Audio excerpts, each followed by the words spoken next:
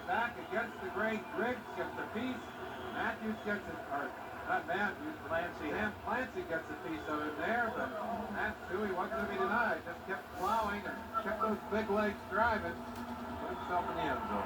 Impressive try directed by the backup quarterback Mike Tomczak.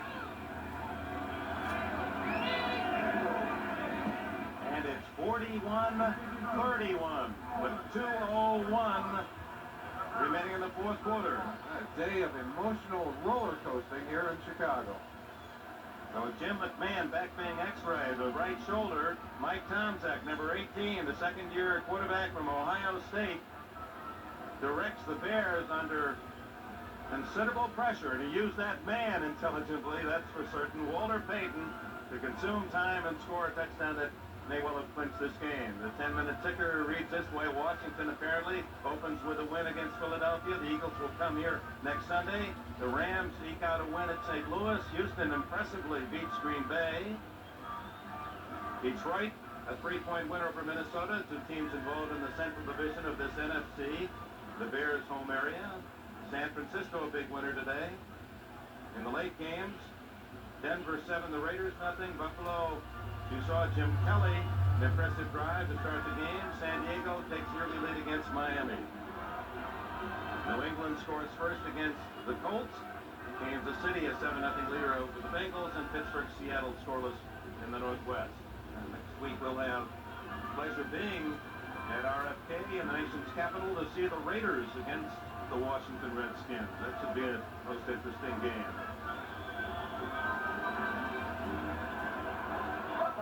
Butler kicks it off for the Bears. McNeil, a yard deep, is going to take it out. Little guy skipping through some tackles and returns to the 25. Fumbled the ball, but apparently after the whistle. Ron Rivera, one of the early Bears downfield to get a piece of 143-pound Gerald McNeil. I got to tell you, if I was on a kickoff coverage team, that guy would scare me to death. He comes up in there flying and has such great speed. You give him a seam, he's gone. 1:50 left out, timeout. Welcome back with 1:50 left, and Cleveland with just one timeout remaining and trailing 41-31. 75 yards between them and the goal line. They'll try and get something deep quickly, and of course, if they can, they'll come back with the onside kick. But Dick, I would have to say that Dick is not going to have to work hard to find things to point out to his team and indicating to them that this was not the kind of beginning that a Super Bowl champion should make. They obviously will win this game, or apparently will win this game, but Mike has not been pleased. He'll be able to be very direct in approaching both the offense and the defense to show them why they've got to play better if they want to repeat as Super Bowl champions. That 21-point first quarter featured an interception, 58-yard touchdown, and a kickoff return touchdown. Brennan with his fifth catch of the afternoon. The receiver knows how to get open. A dozen more for Brennan, who also has a touchdown catch today. Raiders, Denver, Miami, San Diego, Jets, Buffalo, Cincinnati, Kansas City, Indianapolis, New England, Pittsburgh, Seattle, the second game of our doubleheader. The late needs of this one, almost a half hour longer, but stay with us. We'll all see another game. Singletary breaks that one up. And we'll all see one with the exception of the audience here in Chicago, and that you can only get one game in your home city when your team's at home. I know the folks here in Chicago stay tuned for a very important recap of the game.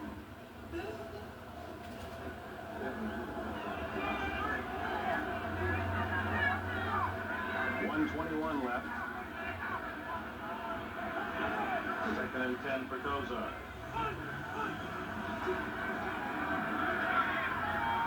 Dumps it off to Piner. Whoops. Did not get out of bounds. Stayed in bounds. The clock continues to run.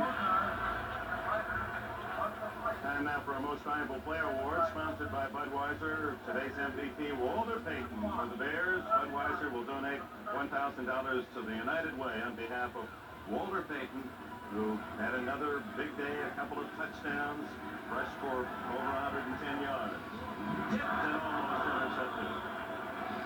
I would say looking across the field, because obviously there are a lot of Cleveland fans tuned in, and you've got to be impressed with that young man has done today, Bernie Kosar.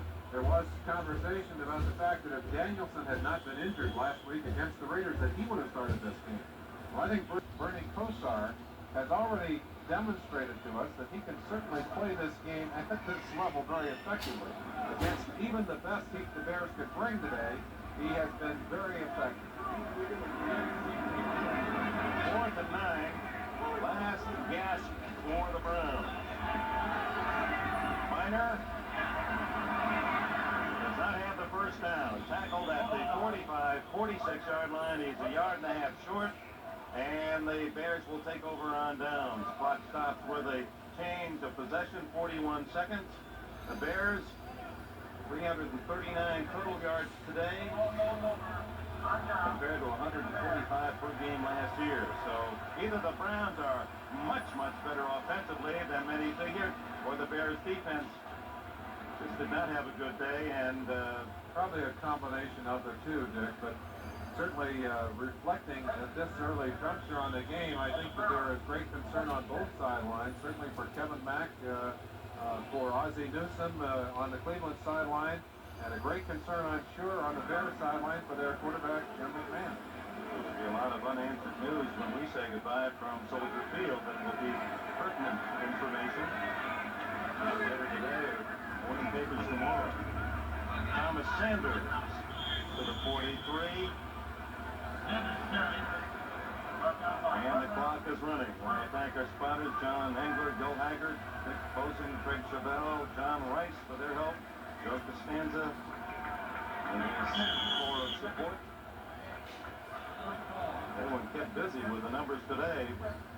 72 points scored. Marty Schottenheimer, a wave across to Mike Ditka.